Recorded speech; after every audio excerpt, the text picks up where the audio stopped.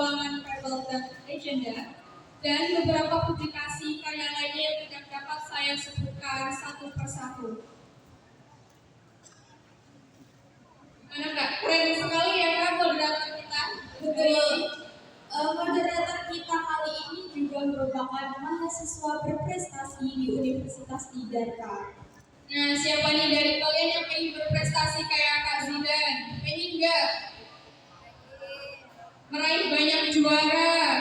Pengen dong, Kak, pastinya. Oke, kalau begitu langsung saja untuk moderator kita, Kak Zidan Rizka Al-Hafiz, dipersilakan untuk maju ke depan.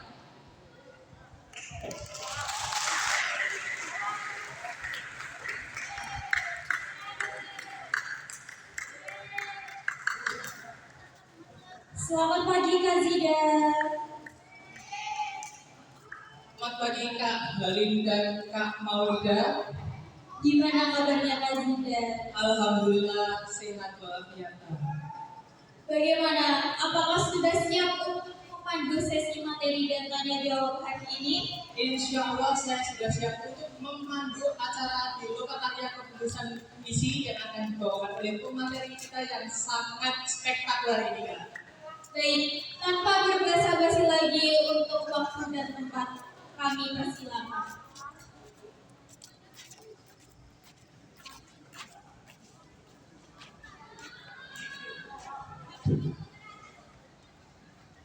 Baik, Assalamualaikum warahmatullahi wabarakatuh.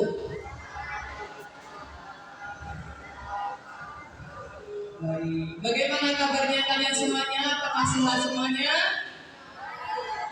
Alhamdulillahirrahmanirrahim. Segala puji bagi Allah Tuhan semesta alam yang telah memberikan kepada kita kesempatan untuk berkumpul dalam acara yang sangat bermanfaat ini. Kabar saya sangat baik sekali dan saya sangat bersemangat untuk memandu sesi penyampaian materi pada hari ini. Perkenalkan, nama saya Zidan Rizka Al-Hafiz, merupakan salah satu mahasiswa Universitas Tidar dari Prodi Pendidikan Bahasa dan Sastra Indonesia yang akan menjadi moderator pada sesi ini. Saya merasa terhormat bisa berada di hadapan adik-adik semua yang penuh semangat untuk belajar tentang penulisan puisi. Namun sebelum kita masuk ke materi utama, saya akan membacakan CV pemateri kita pada hari ini. Beliau bernama Rahma Aderiana, seorang mahasiswa dari Universitas Tidar. Tentunya prodinya sama seperti saya, yaitu di Pendidikan Bahasa dan Sastra Indonesia. Beliau merupakan mahasiswa berprestasi program studi Pendidikan Bahasa dan Sastra Indonesia. Adapun prestasi dan kejuaraan yang pernah diraihnya antara lain yang pertama adalah Duta Bahasa Provinsi Jawa Tengah tahun 2025. Kemudian juara 1 Lomba Cipta Puisi Science Competition tingkat nasional. Kemudian juara 3 Lomba Pekan Seni Mahasiswa Universitas atau Peksivitas Angkai Cipta Puisi. Kemudian juara 1 Harapan 1 Lomba Baca Puisi Hari Lahir Pancasila tingkat nasional. Dan masih banyak prestasi dan kejuaraan yang tidak dapat saya sebutkan satu persatu. Kemudian terkait dengan pengalaman organisasi, wah ini sangat banyak dan sangat keren sekali. Yang pertama, beliau merupakan Ketua Umum Komunitas Peduli Bergerak Kota Magelang tahun 2024 hingga tahun 2025. Terakhir kemarin adalah bulan Maret. Kemudian beliau juga merupakan Ketua Umum Internship Tata Jiwa Batch 3 Indonesia tahun 2024 hingga 2025. Kemudian beliau juga termasuk Ketua Umum Badan Seni Otonom Tidar Berbagai Community tahun 2025 hingga sekarang. Kemudian beliau juga termasuk kreator konten tentang Jiwa Batch 4 Indonesia. Tentunya ini berkolaborasi dengan mahasiswa-mahasiswa yang terdapat di seluruh Indonesia, dan itu juga dilaksanakan di tahun 2024. Dan masih banyak pengalaman organisasi yang lainnya. Gimana? Pemateri kita hari ini prestasinya? Sangat keren. Baik, teman-teman, sekarang saatnya saya memperkenalkan narasumber kita yang luar biasa. Beliau adalah sosok yang telah berpengalaman dalam dunia penulisan, khususnya puisi. Mari kita sambut dengan tepuk tangan yang meriah, Kak Rahma Adriana.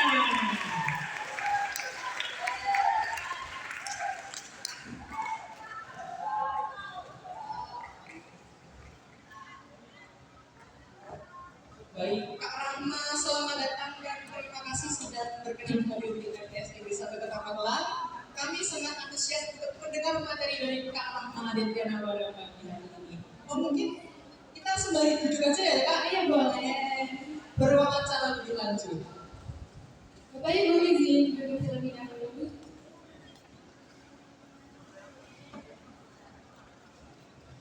Kak, bagaimana kabarnya Kak Rahma hari ini? Alhamdulillah baik, luar biasa sekali apalagi ketika melihat senyum dari adik-adik sekalian. Boleh kasih lagi dong senyumnya? Oke. Mau tanya nih Kak, gimana kemarin perasaannya ketika diundang menjadi pemateri di MTS Negeri 1 Kota Magelang ini? Wah, tentunya pertama saya mau ucapkan terima kasih gitu ya sama teman-teman panitia yang sudah memberikan kepercayaan pada saya. Dan rasanya bahagia sekali nanti kita bisa berbagi banyak hal terkait dengan penulisan puisi tentunya.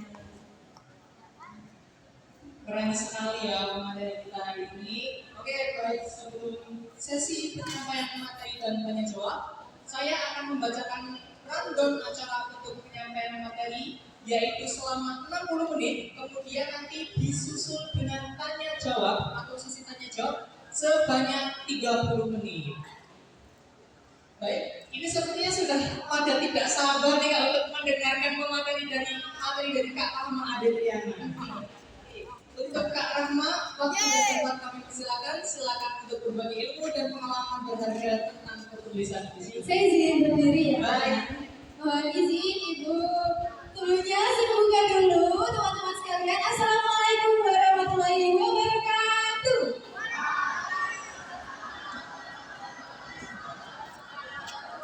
Bagaimana kabarmu? Baik, oke. Nah di sini sebelumnya teman-teman bisa melihat layar dengan jelas, bisa ya? Nanti mohon apabila terdapat hal-hal yang kurang jelas dalam penyampaian materi bisa langsung angkat tangan saja, oke? Nah hari ini kita ciptakan suasana penyampaian materinya dengan fun, dengan menyenangkan, tetapi tetap konsep. Oke, kita cek dulu deh karena masih banyak yang ngobrol kayaknya. Kalau misalkan kakak bilang tepuk 1, maka tepuknya 1 kali. Tapi kalau kakak bilang sapu, itu tidak tepuk, oke? Nanti dibantu kakak-kakak panitia yang salah biar dihukum. Siap? Tepuk 1, sapu. Ayo, siapa ini? Oke, betul ini baru pemanasan ya teman-teman ya. Kita coba ulang lagi sampai keempat pokoknya. Tepuk 1, sapu. Nah, ada juga.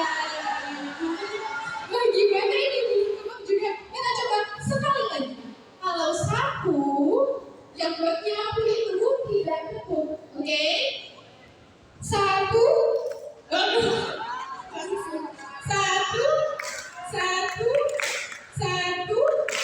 sapu. Oke, tepuk tangan buat kita semuanya. Mungkin tadi sudah dikenalkan ya teman-teman, tapi di sini saya juga akan memperkenalkan diri terlebih dahulu. Sebelumnya di layar sudah tertera judulnya. Kalau hendak menulis puisi, judulnya harus ekspresif juga. Ada yang bisa baca tulisannya apa? Iya, hari ini kita akan berenang ya teman-teman, akan menyelam begitu. Nanti coba bagaimana bait-bait puisi yang dimaksud. Boleh di next? Nah, halo, itu ada foto juga di sana, tetapi yang aslinya di sini ya. Saya Rahma Adriana, teman-teman Khalil Rahma, ya, nama panggilan saya. Juga sama dari Mazidah juga, asalnya dari Pendidikan Bahasa dan Sastra Indonesia di Universitas Tidar. Nah, selempang yang saya pakai ini adalah selempang Duta Bahasa Provinsi Jawa Tengah yang pusatnya ada di Kota Semarang, teman-teman.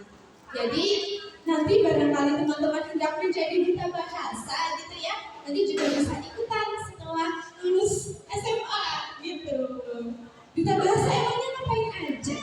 Jadi sebenarnya ada 3 hal dalam kebahasaan yang dimiliki oleh duta bahasa, yakni biasanya kita sebut dengan Trigatra Bangun Bahasa.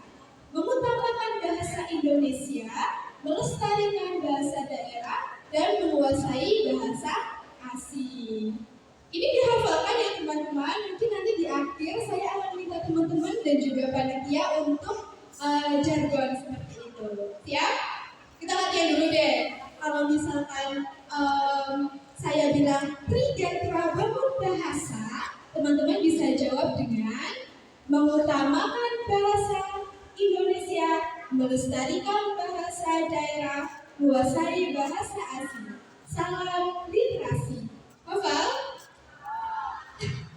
Mengutamakan bahasa Indonesia, melestarikan bahasa daerah, menguasai bahasa asing. Salam literasi. Kita coba bareng? Oke. Trigatra Bangun Bahasa, mengutamakan bahasa Indonesia, melestarikan bahasa daerah, menguasai bahasa asing. Salam. Oke, terima kasih. Boleh di next step. Nah, selanjutnya diskusi kali ini kita awali dengan pertanyaan. Apa itu puisi? Ada yang tahu? Puisi? Biar semakin tahu, ada yang sebetulnya ada yang tidak menjawab terlebih dahulu tidak? Belum? Oke. Kita boleh next dulu. Sebentar ya. Oke, boleh sini. Adi, boleh maju.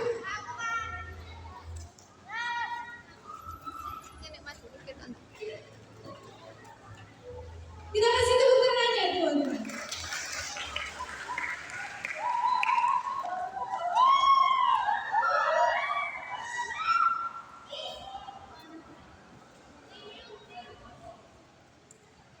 Perkenalkan, nama saya Kaya Alifah. Saya di sini untuk kakaknya. Apa itu yang dinamakan puisi? Puisi adalah karya sastra yang seperti paragraf, tapi dibaca dengan irama-irama tertentu.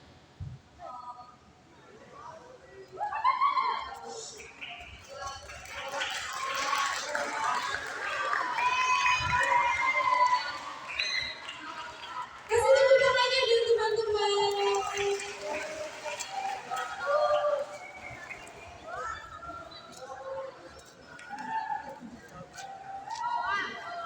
Nah, jadi tadi sudah disampaikan ya sama teman-teman terkait dengan definisi puisi gitu. Kalian nggak penjelasannya? Oke, nah sebenarnya di sini ada beberapa gambar ya teman-teman, tapi sepertinya ada sedikit kendala. Coba kita tunggu sebentar dulu ya. Oh, di sini bisa? Oke, ya. Nah, kalau misalkan yang ini judulnya Merdeka. Kalau ini termasuk puisi tidak? Iya. Siapa yang setuju? Iya, angkat tangan.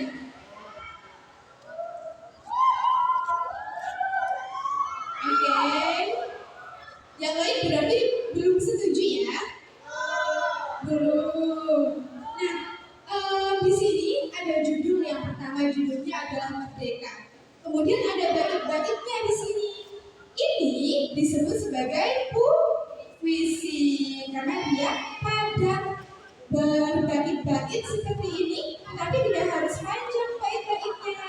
Bedanya kalau misalkan di novel ataupun di karya sastra lain itu kan panjang ya tulisannya. Kalau puisi yang seperti ini memang pendek-pendek gitu. Boleh di. Nah, judulnya Tikus Bandar dengan Tikus Kampung. Yang setuju termasuk puisi angkat tangan? Oke, ya ini termasuk dongeng. Nah, selanjutnya ini nih, yang populer juga, judulnya Hujan Bulan Juni. Kalau sekarang bulan apa teman-teman? Agustus. Oke, ini termasuk puisi tidak? Yang setuju termasuk puisi boleh angkat tangan?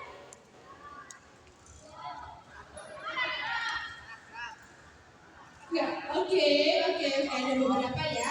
Ini termasuk dari puisi. Betul. Kenapa? Ingat ciri-cirinya.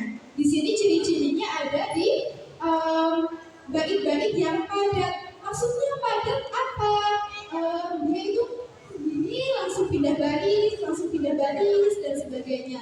Selanjutnya dilihat dari kata-katanya, terdapat beberapa majas-majas, kata-kata kiasan yang tidak hanya berbicara seperti ini, tetapi ada kata-kata yang indah gitu. Nah, kalau ini termasuk puisi tidak? Tidak, kompak ya. Ini adalah novel. Jadi paham ya bedanya ya. Siapa yang bikin novel ini? Ada? Oh wow, oke.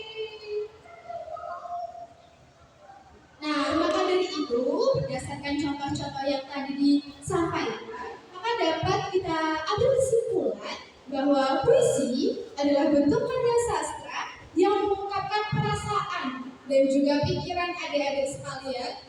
Selanjutnya, melalui apa? Melalui bahasa yang indah, begitu. Puisi berbeda dengan karya sastra yang lain, terutama dalam bentuk, kemudian gaya bahasanya, dan cara penyampaiannya. Bedanya apa sama karya sastra yang lain tadi?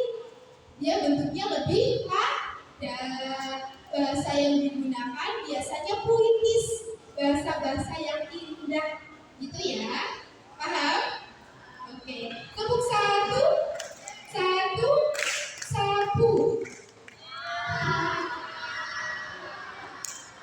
Oke, boleh dilanjut.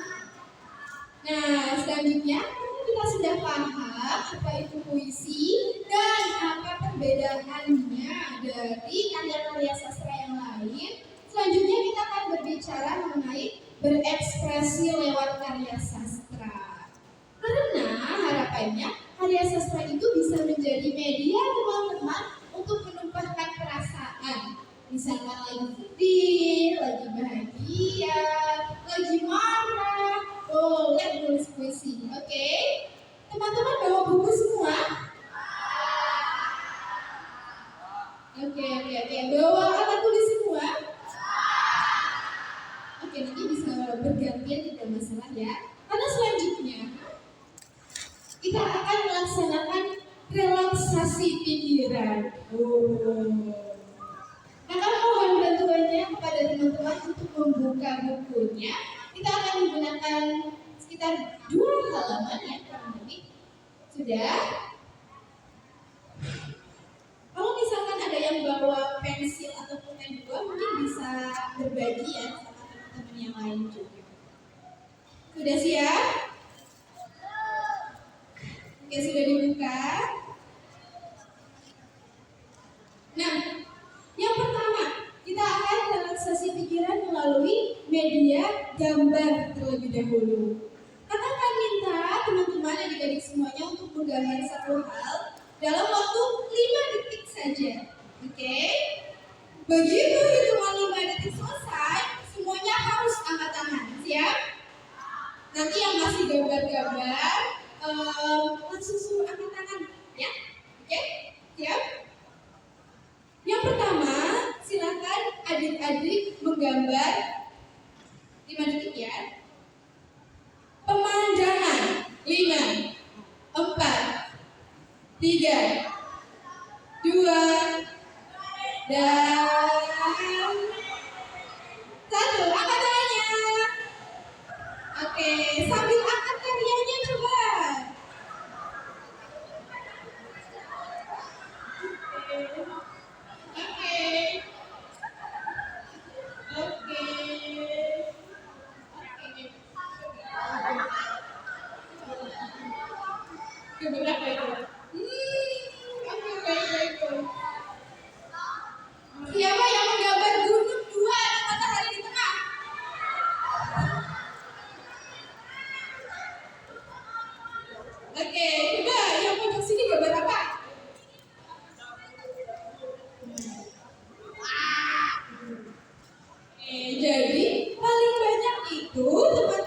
gambar ada gunung dua sama matahari di tengah, betul?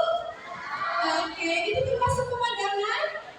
Iya, tetapi ya kalau misalkan di puisi kita sebenarnya tidak harus apa ya istilahnya menyamaratakan apa yang akan kita gambar, apa yang akan kita tulis dengan apa yang terjadi oleh kebanyakan orang. Maksudnya gimana ini? Artinya pemandangan kan itu ada banyak sekali ya teman-teman. Ada pantai, ada jalan, ada taman sekolah, gitu. Ada lain-lain banyak sekali. Tetapi memang yang sering digambar adalah gunung dua dan juga matahari. Sebenarnya itu tidak salah. Tetapi untuk mencapai sebuah bait-bait puisi yang indah, kadang kita perlu melihat sisi lain. Ya, oke, sampai sini bisa dipahami terlebih dahulu. Oke. Sekarang tantangan yang kedua, boleh kasih kotak untuk menggambar. Kasih kotak dulu ya. Nanti gambarnya tidak lebih dari kotak tersebut. Oke? Kasih kotak. Kotak itu nanti buat gambar ya. Sudah? Kasih kotak, gambar kotak. Kotaknya agak besar nggak apa-apa karena buat menggambar. Sudah?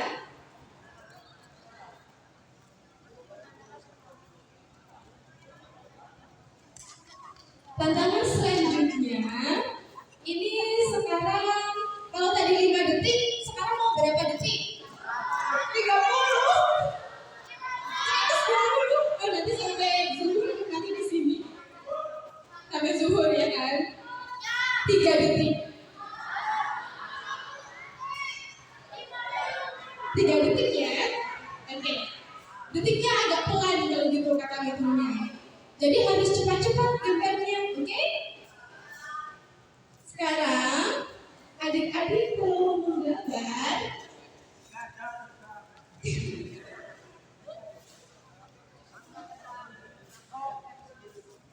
menggambar dalam 3 detik, silahkan gambar mobil. 3, 2, dan 2,5. 1. Oke, angkat tangannya. Oke, karyanya diangkat juga, karyanya coba. Angkat. Karyanya angkat.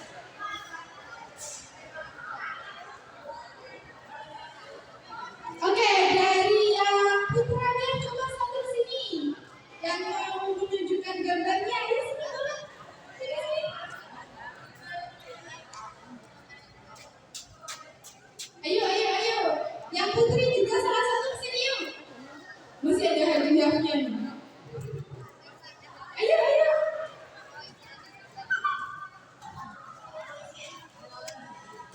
Yang putra mana? Ayo sini yuk. Mana yang pemberani mana? Yuk.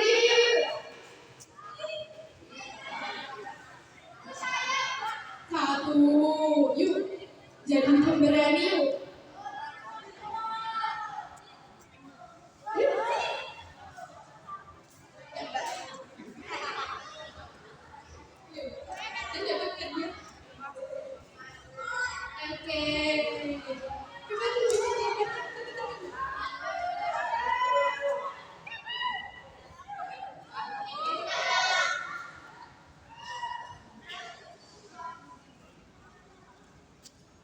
Kenalkan, nama saya Alika Jayani Nurul dari kelas 8A.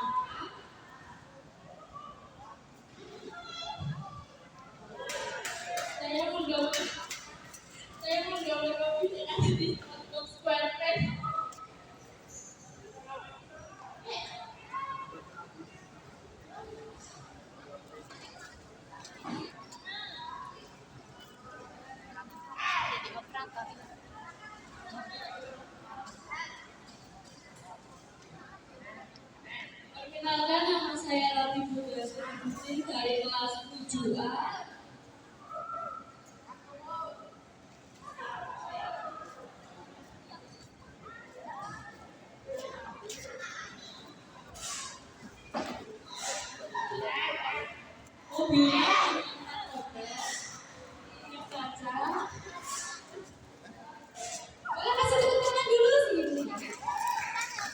Nah, coba ya teman-teman, siapa yang menggambar mobilnya? Kayak gini dari samping. Ada yang menggambar mobilnya kayak gini? Dari samping, angkat tangan.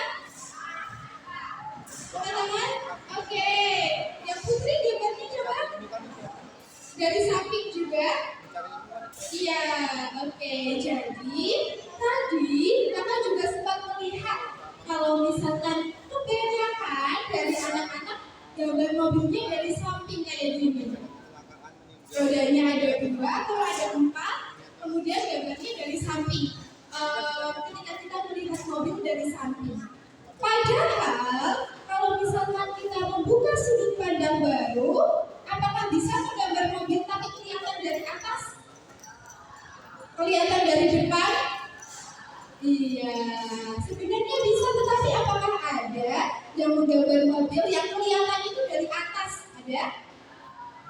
Kebanyakan dari samping. Itulah yang nantinya akan kita pelajari hari ini.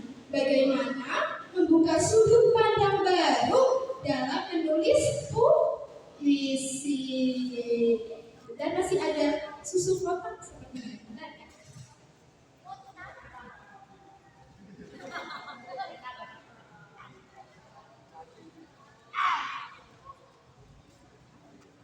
Oke, boleh kasih tepuk tangannya dong teman-teman. Terima kasih. Oke, jadi dari 2 gambar tersebut siapa yang bisa memahami? Oke, jadi ketika dalam penulisan puisi kita bisa saja membuka sudut pandang yang lain. Misalkan orang-orang ketika gambar mobil itu selalu dari samping. Coba sekali-kali kita gambar mobil dari depan itu gimana? Dari belakang itu gimana posisinya? Dari atas itu gimana? Gambar pemandangan, coba gambar pantai gimana?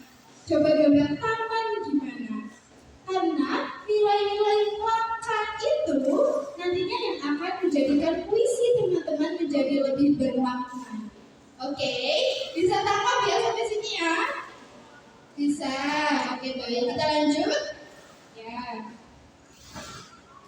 Selanjutnya, di sini kita punya teknik penulisan puisi. Kalau misalkan tadi kita sudah membuka pandangan baru, kita perlu tahu lagi nih kira-kira dalam menulis puisi itu apa sih yang harus dilaksanakan gitu ya.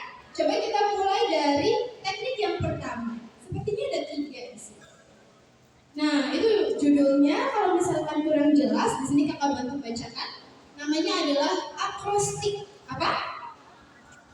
Sekali lagi apa? Oke. Teknik akrostik adalah ketika puisi itu ditulis menggunakan kata pertama dalam barisnya dan juga secara vertikal membentuk sebuah kata. Jadi, misalkan atas nama Rahma, itu kan hurufnya ada R-A-H-M-A.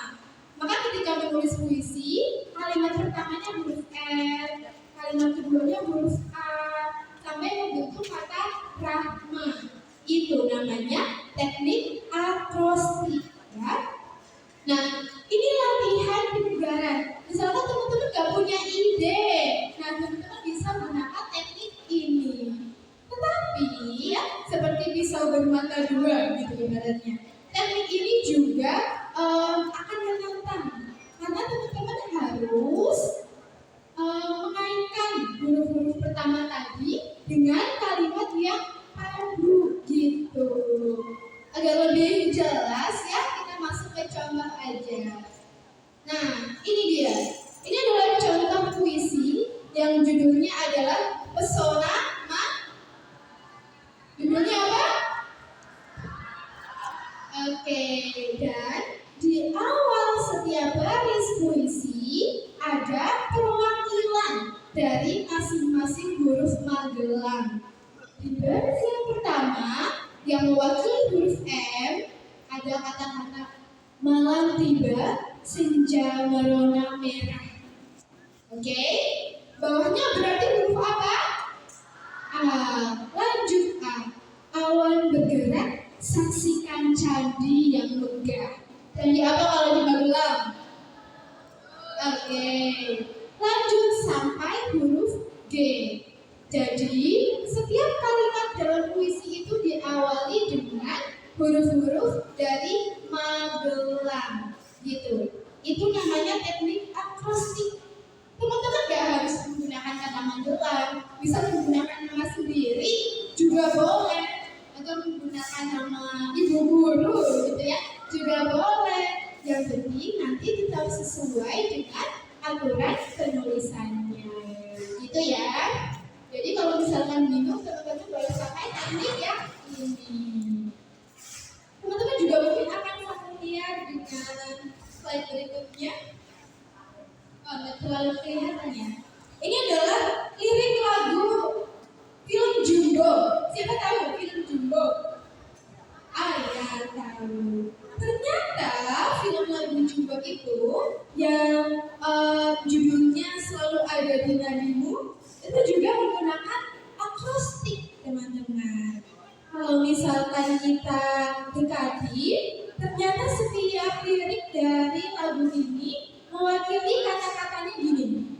Kami akan selalu ada di nadimu. Kami akan selalu ada di nadimu. Tetapi dia buat kalimat-kalimat dari masing-masing huruf. Paham? Paham? Ada yang hafal lagu Jumbo? Kita coba nyanyi dari mana ya? Dari akhirnya. Hafal nggak? Akhirnya takkan ada akhir, doaku agar kau selalu. Hafal? Arungi hidup baru, senyuman di hati. Hafal nggak? Hafal. Mau nyanyi bareng?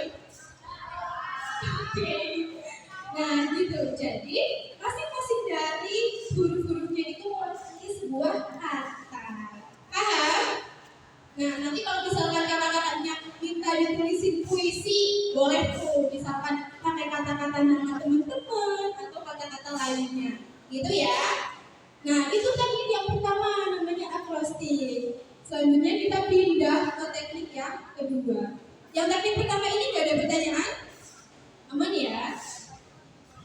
Nah kalau teknik yang kedua, ini kakak kasih judul mengamati yang dekat. Ayo yang dekat silahkan diamati teman kanan kirinya. Oke, jadi terkadang kamu tidak perlu berlari jauh untuk menemukan sebuah ide. Tetapi sebenarnya ide itu dapat bersemayam dalam hatimu, dalam dirimu, dan di sekitarmu. Jadi teman-teman boleh lihat sekeliling, barangkali memang idenya ada di situ. Gak perlu mikir-mikir yang jauh, gak masalah. Misalkan teman-teman melihat ada bapak-bapak yang sedang membangun sekolah teman-teman, teman-teman jadikan itu sebagai puisi. Bisa? Bisa. Misalkan teman-teman lihat ada ibu guru yang sedang mengajar, lalu itu dijadikan sebagai puisi. Bisa? Bisa juga. Atau ketika teman-teman sedang mengantri di kantin, lihat kericuhan yang lain, ada yang teriak, ada yang jatuh dan sebagainya, itu juga bisa jadi puisi. Oke? Nah, coba kita lihat contohnya. Ini adalah contoh puisi dari pasangan ibu. Nah, mungkin terkadang ketika kita melihat masakan, itu kan namanya kita lihat sehari-hari ya. Pagi lihat, siang lihat, sore lihat. Tetapi terkadang nggak terpikir di benak kita kalau sebenarnya itu bisa menjadi sebuah karya sastra. Ini adalah contoh puisi dari masakan ibu gitu ya, tentang bagaimana sebuah masakan itu diramu, perjalanan masakannya dan bentuk cintanya dituliskan di puisi. Puisi ini dimulai dari dibalik wajan berjelaga. Tahu wajan berjelaga? Wajan yang udah menyenangkan itu, tetapi kalau misalkan kita masukkan dalam puisi jadi indah, gitu. Lalu dituliskan lagi bahwa masakan ini sebenarnya tidak hanya mencerminkan tentang makanan, tetapi ada cinta yang tak terhingga. Ada rindu yang mengalir di setiap sendoknya. Gitu. Aroma menyebar, mengisi ruang hampa, mengajak pulang. Mungkin kakak-kakak di sini yang merantau gitu ya, kalau keinget masakan ibu aromanya jadi bikin pengen pulang gitu barangkali. Nah, kalau misalkan adik-adik di sini masih bisa menikmati gitu ya, ini juga merupakan bentuk dari syukur gitu. Nah, ini kalau misalkan dibaca sampai akhir, ini menceritakan bagaimana masakan itu merepresentasikan bentuk cinta dan juga bagaimana nanti setiap masakannya dibangun dengan bagaimana mereka dapat mencicipi masakan itu dengan rasa sayang gitu. Itu ketika kita bisa melihat sesuatu hal yang dekat tetapi bisa kita jadikan sebuah puisi. Boleh lanjut nggak? Nah, selanjutnya di sini ada puisi, tetapi kalau yang ini karyanya Pak Hasta. Ini merupakan sebuah sastrawan juga, ya. Judulnya adalah Gerobak Afdruk. Teman-teman tahu nggak? Afdruk? Tidak ya?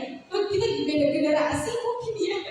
Jadi mungkin Bapak Ibu sekalian ini familiar gitu ya dengan Gerobak Afdruk. Itu adalah ketika kita hendak mencetak foto pada zaman dahulu itu belum menggunakan photoshoot, photobox itu belum ada, jadi harus pakai cara manual gitu ya, terus dipakai lewat cahaya gitu biar bisa kelihatan fotonya. Nah, hal-hal tersebut kan sebenarnya sudah mulai dilupakan oleh masyarakat, tetapi masih bisa kita gaungkan kembali lewat puisi, begitu? Paham? Nah, setelah ini bisa lihat kanan kirinya, lihat sekitarnya untuk menulis puisi gitu. Boleh lanjut? Nah, selanjutnya ada impresi. Mungkin kalau anak-anak SMP atau MTS baru dengar kata impresi, tapi tidak masalah. Sederhananya, impresi itu adalah bagaimana pikiran kita, perasaan kita itu terwakilkan oleh panca indera. Panca indera manusia ada apa saja? Mata, untuk melihat dia penglihatan. Terus apa lagi yang ini? Mama pendengar. Terus apa lagi? Perasa, pintar. Terus ini ya yang buat mencium harum atau aroma gitu ya. Nah, hal-hal itu bisa dijadikan untuk menulis puisi. Kita ambil contoh. Nah, ini ada contoh puisi dari penyair terkenal namanya Sapardi Djoko Damono. Ada yang tahu? Belum? Oke, jadi dalam puisinya Pak Sapardi ini menceritakan tentang seekor ulat. Nah, seekor ulat aja bisa jadi puisi, teman-teman. Jadi di sini ceritanya dia melihat ulat yang hendak mencapai kuntum bunga. Dari perjalanannya seperti apa, dia tuliskan secara rinci. Nah, seekor ulat akhirnya mencapai sekuntum bunga lalu. Berhenti di sana, ia memakan beberapa lembar daun muda di ranting itu. Jadi benar-benar dijelaskan ketika ulat itu berusaha memanjat, berusaha makan daun, itu dijelaskan. Itu contohnya. Boleh lanjut? Oh iya, masih ada lagi ternyata. Teknik penulisan puisi selanjutnya adalah menulis surat. Siapa yang pernah main surat-suratan? Ayo. Sama siapa? Oh, oke. Nah, ketika teknik ini, anggaplah adik-adik semuanya sedang menulis surat untuk seseorang. Entah itu kepada ayah, kepada bunda, kepada guru, kepada teman, atau sebagainya. Secara alami, anggaplah kalau adik-adik menulis puisi itu sedang menulis surat gitu. Ceritakan apa yang sebenarnya ingin diceritakan, ingin diungkapkan gitu. Menggunakan bahasa-bahasa yang indah.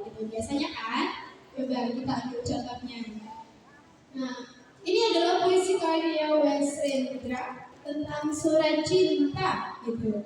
Nah, ini merupakan bentuk teknik puisi dengan cara kita memposisikan diri sedang menulis surat.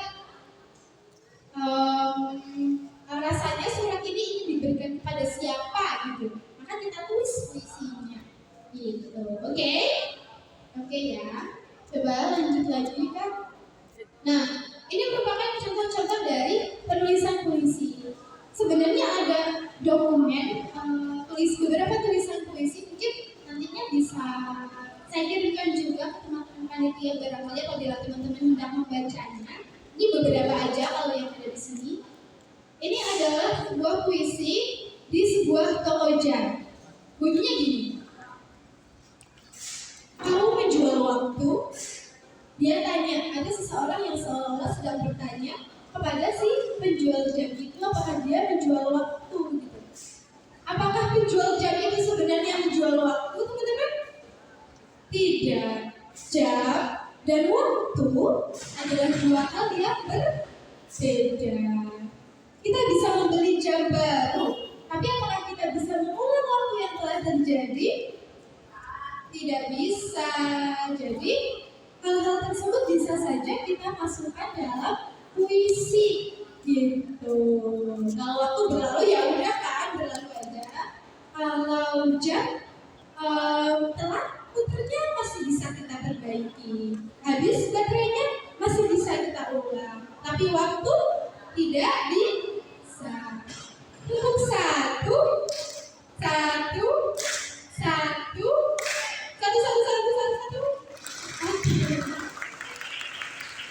Lanjut ya.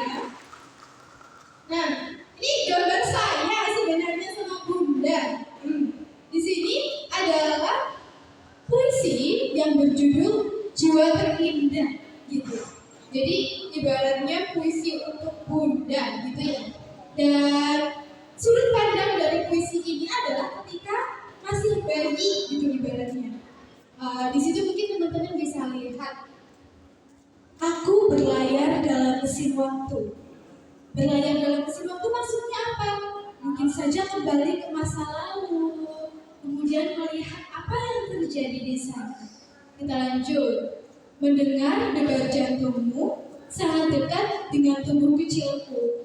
Ibaratnya masih bayi gitu ya. Kemudian debar jantungnya sangat dekat, ada dan juga terasa gitu.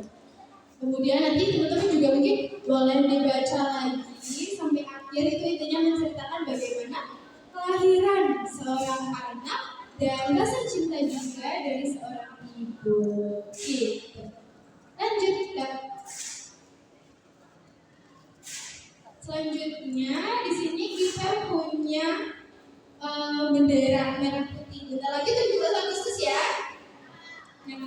Apakah boleh apabila kita menuliskan puisi tentang kemerdekaan, mungkin tentang merdeka, kemudian penjajahnya sudah pergi dan sebagainya? Boleh. Tetapi coba kita lihat sudut pandang yang lain. Misalkan dalam puisi ini sebenarnya temanya tentang kemerdekaan, tetapi judulnya adalah Jahitan Sangsaka dari Bunda. Mungkin apabila pertama lihat puisi ini, ini tentang menjahit aja gitu. Tetapi sebenarnya di dalamnya terselip perjuangan kemerdekaan dari pahlawan-pahlawan. Gitu. Intinya dalam puisi ini menceritakan tentang bagaimana seorang bunda itu sedang menjahit sangsaka. Selanjutnya dia mengingat bahwasanya terdapat pahlawan yang sudah gugur gitu ibaratnya. Boleh lanjut Kak. Oke, selesai. Itu adalah teknik penulisan puisi teman-teman, dan materi kita juga sudah selesai. Gimana? Aman? Aman. Oke, terima kasih. Selanjutnya saya serahkan ke Pak Zidar selaku moderator.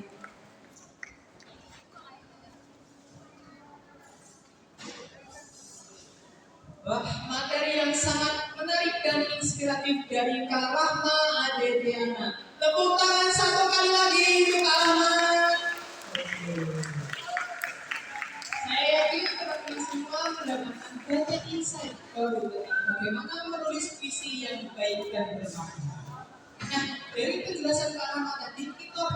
bahwa puisi bukan hanya sebuah rangkaian kata-kata, tetapi juga ungkapan jiwa yang dapat menyentuh hati pembaca.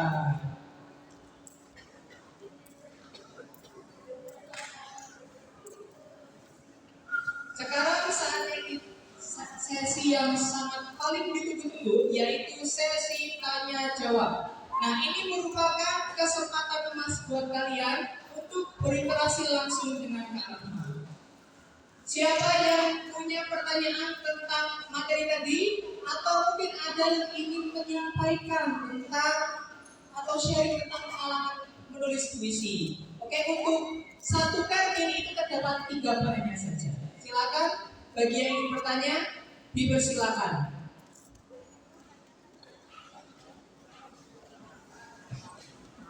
Ada yang bertanya terkait dengan kepenulisan puisi?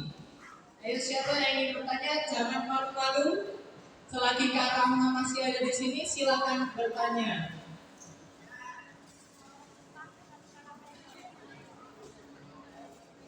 Nah, bagi penanya nanti akan mendapatkan door prize dari kakak-kakak panitia. Jadi jangan sia-siakan kesempatannya. Oh, yang mau berdiri tadi ada siapa namanya? Ayo, jangan malu-malu, silakan untuk bertanya. Ayah, silakan.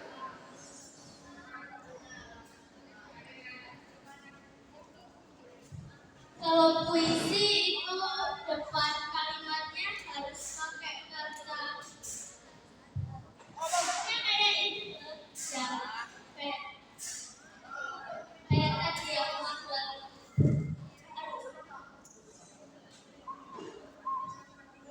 raya.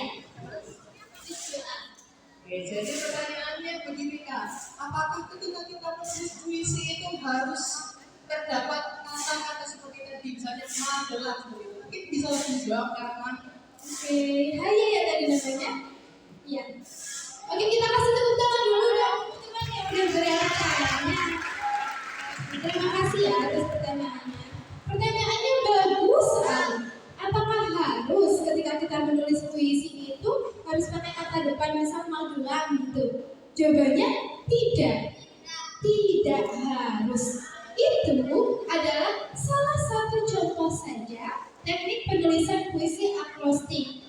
Yang lain kan ada tuh tadi teknik-teknik yang lain, misalnya teknik melihat yang dekat, kemudian teknik menulis surat, gitu-gitu.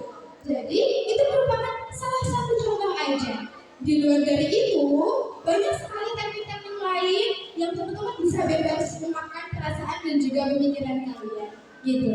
Jadi jawabannya tidak harus. Oke.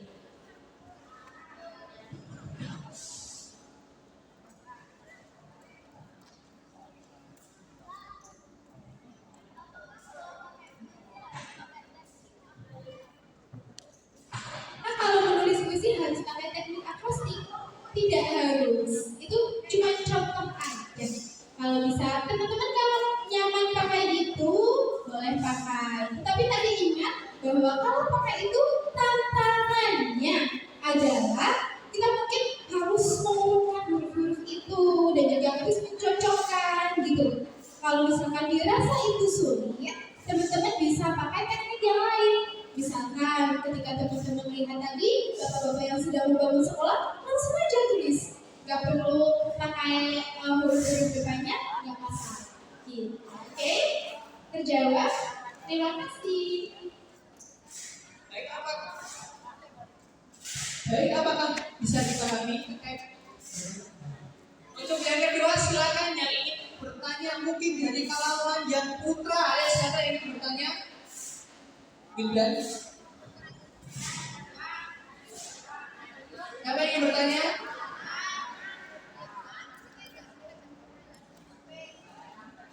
Yang putri, lagi ada yang ingin bertanya?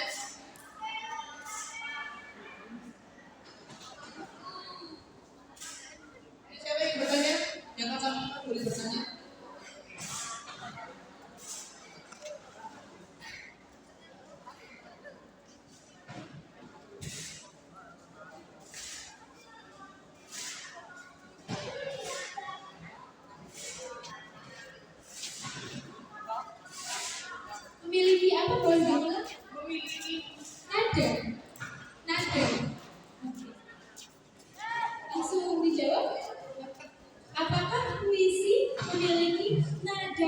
tertentu. Mungkin ada yang dimaksud seperti nada lagu, iramanya. Oke, nah itu nantinya akan berhubungan dengan teknik pembacaan puisi. Ya, bagus pertanyaannya. Kalau sekarang hari ini kita kan belajar tentang penulisan, tetapi ini mulai ada pertanyaan bagaimana apakah harus ada nada dan iramanya gitu. Kalau misalkan kita hendak membaca puisi, ya dalam pembacaan puisi itu harus ada irama dan juga nadanya. Misalkan puisi itu bertema tentang kemerdekaan yang memang kita harus menggebu-gebu gitu membawakannya. Maka bawakan itu dengan semangat. Sebaliknya, ketika puisi itu harus yang lembut, lemah gitu, maka bawakan dengan nada yang rendah. Tetapi ketika kita menulis puisi, nada itu menjadi hal yang tidak perlu kita harus ibaratnya sambil tulis biasanya kan mungkin sambil bernada gitu ya, itu nggak masalah kayak gitu. Tetapi itu bukan merupakan suatu hal yang baku dan harus gitu. Karena dalam penulisan puisi yang diutamakan adalah kata-katanya, hiasannya, bait-baitnya gitu. Sedangkan kalau membaca puisi, maka yang perlu diperhatikan baru itu irama, nada, tempo, intonasi, gitu ya. Oke, sama-sama. Berarti sudah terjawab ya pertanyaannya. Oke, selanjutnya ada yang ingin bertanya lagi siapa? Sisa satu lagi yang ingin bertanya.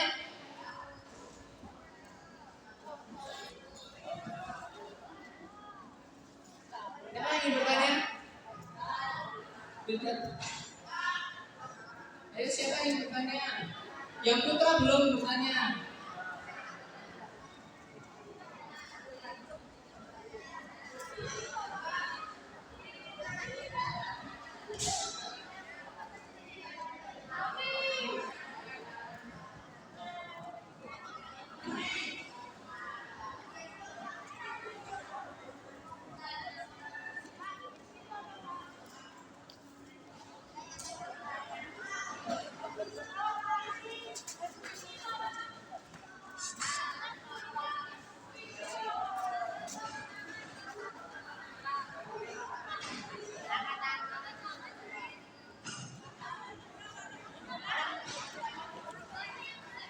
Mungkin yang putri, dari yang putri ada yang bertanya lagi?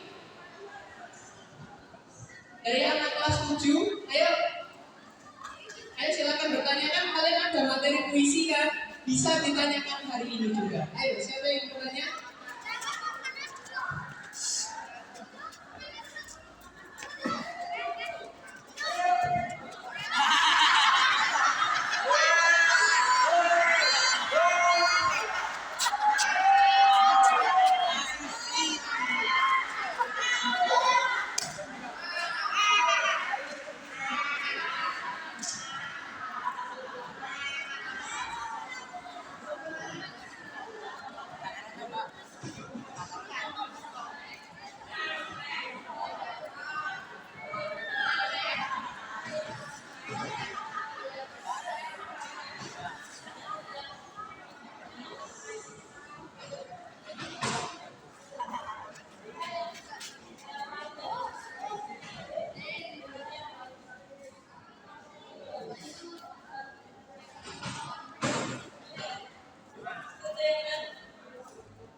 Oke,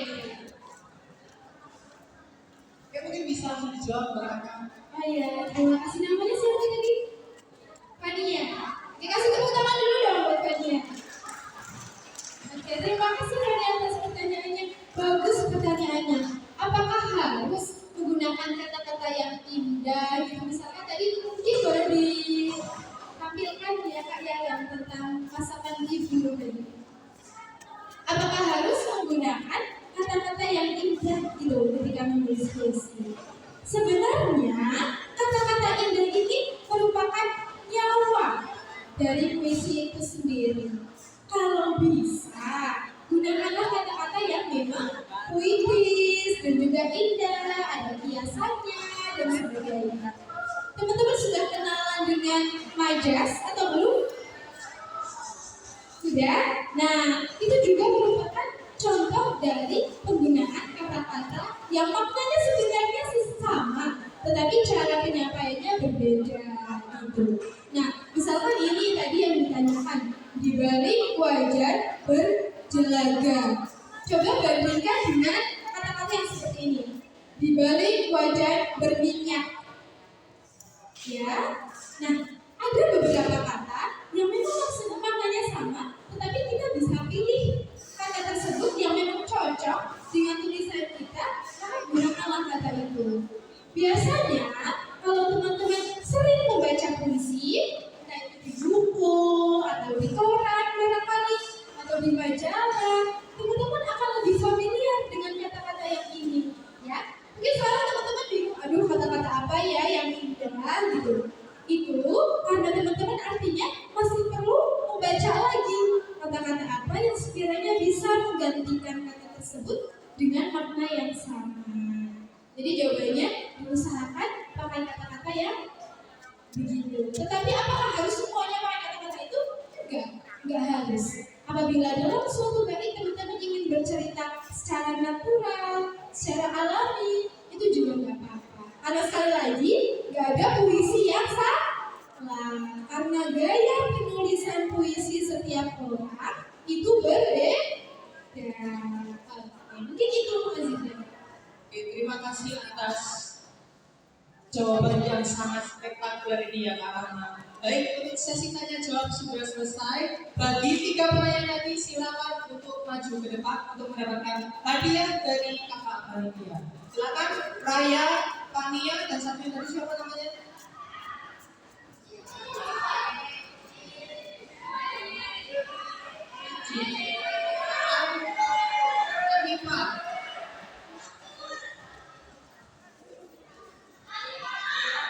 Anima.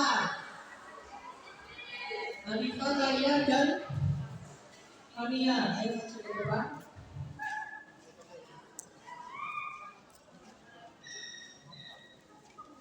Mungkin Mbak Umu Fatimah untuk menyerahkan hadiah kepada 3 adik-adik yang sudah bertanya.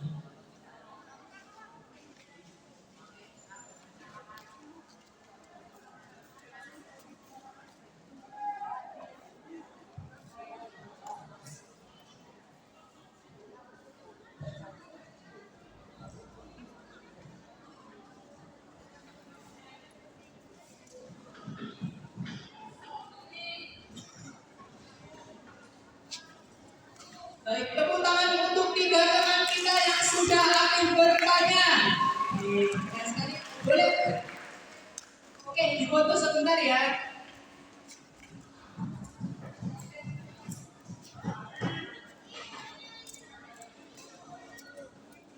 Silakan kembali ke belakang. Baiklah, adik-adik semuanya, sesi tanya jawab dan penyerahan hadiah untuk adik-adik yang sudah bertanya sudah selesai. Saya melihat antusiasme yang luar biasa dari kalian semua. Tepuk tangan untuk kita semua.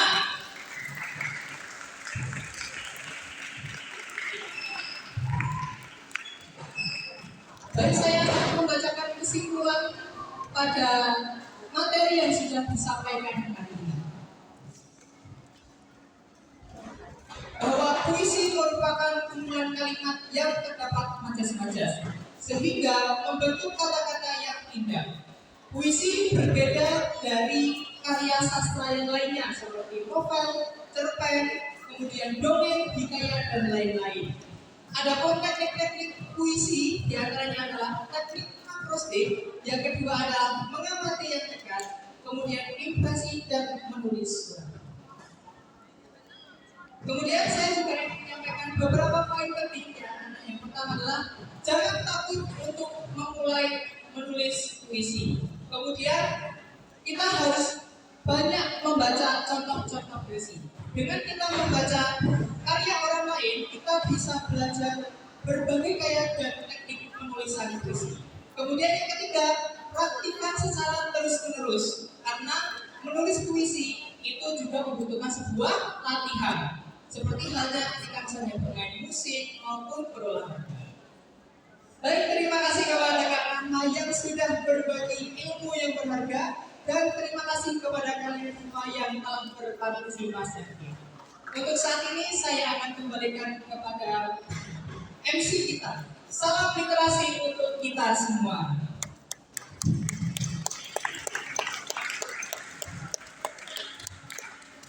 Baik, sebelum itu untuk Kak Rahma untuk tidak meninggalkan panggung karena ada penyerahan plakat oleh ketua acara kepada Kak Fatimah. Silakan maju ke depan untuk menyerahkan plakat.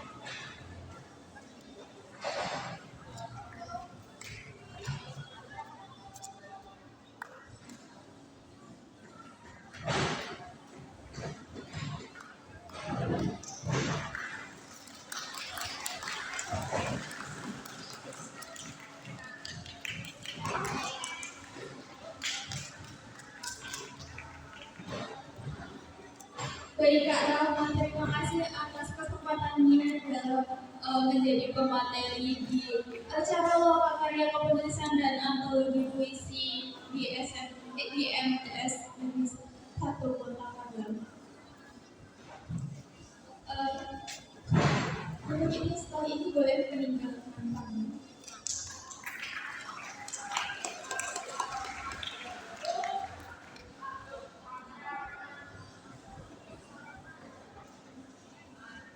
Oh iya, Kak Faisa bisa mendokumentasikan Kak Rahma sebelum meninggalkan lapangan indoor. Mungkin untuk adik-adik bisa memposisikan gaya, ya, foto bersama Kak Rahma di menghadap ke barat saja ya.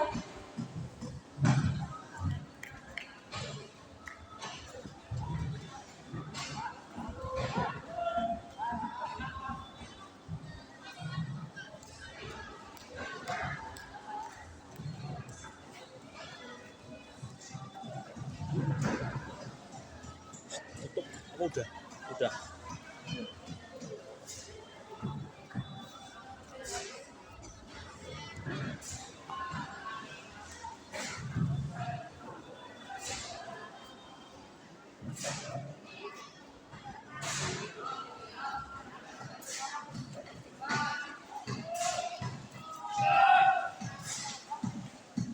Untuk semuanya bisa berdiri.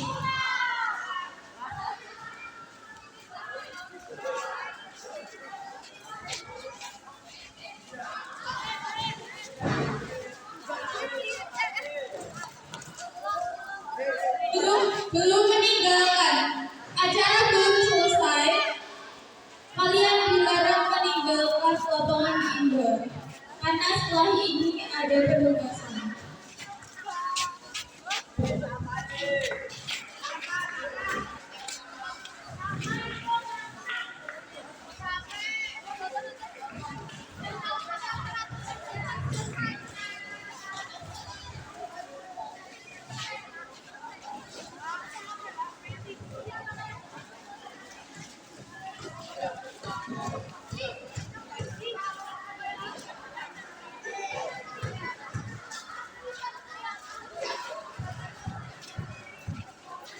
Silakan tertib dan menyesuaikan diri.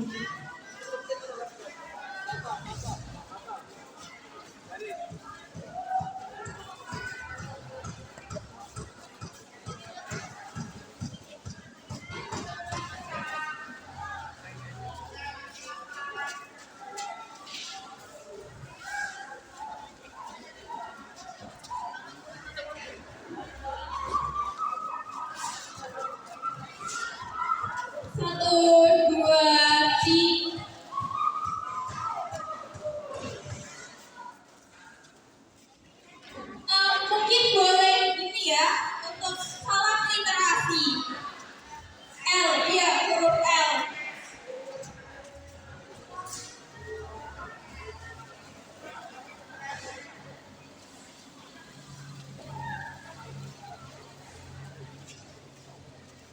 Gaya bebas, satu lagi, gaya bebas.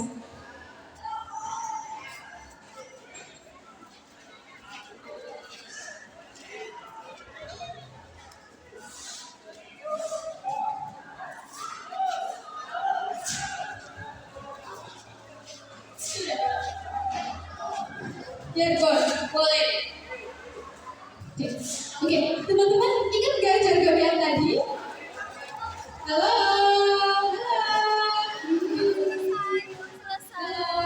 Tolong jangan dorong-dorongin ya, dihargai, dihormati. dia, kalau misalkan Yang kakak bilang Trigatra bangun bahasa, adik-adik jawabnya utamakan bahasa Indonesia, lestarikan bahasa daerah, kuasai bahasa asing, salah literasi. Hafal? Hafal ya?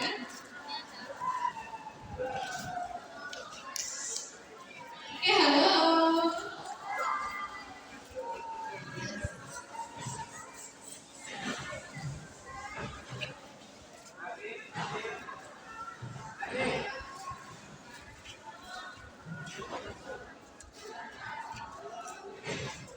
Trigatra bangun bahasa, utamakan bahasa Indonesia, lestarikan bahasa daerah, kuasai bahasa asing.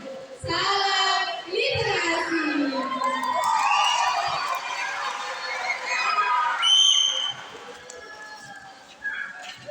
Baik, untuk peserta lokakarya, silakan duduk kembali. Mas, Mohon dikondisikan, silakan duduk kembali. yang laki-laki duduk kembali di tempatnya masing-masing. Belum selesai ya acaranya.